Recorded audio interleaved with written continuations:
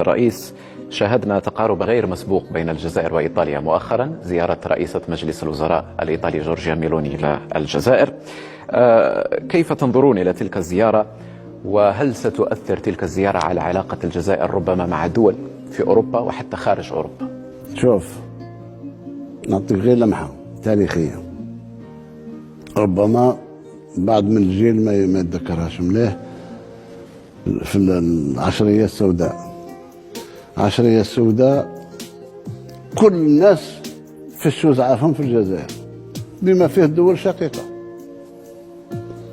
كان عندنا إرهابيين 15 جنسية، الملتي ناسيونال، كل كانوا يجاهدوا في الجزائريين.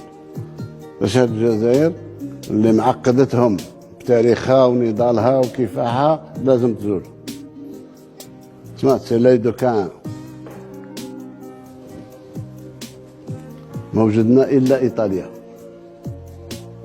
ضربوا علينا حصار جوي اوروبا باعاز من الرئيس ميتيرون، ولا طائره اوروبيه تنزل في الجزائر مع عداء لايطاليا، ومعيا يضغطوا عليها ورفضت. الميناء تاع جيجل قتلوا لها تسع بحارين تاعها باش ينفروها من الجزائر. دفنت البحارين تاعها وما لامتش على الجزائر وقعدت وفيه الجزائر. صندوق النقد الدولي سنة ونص هو يمرمد فينا بلا كونديسيوناليتي نتاعو.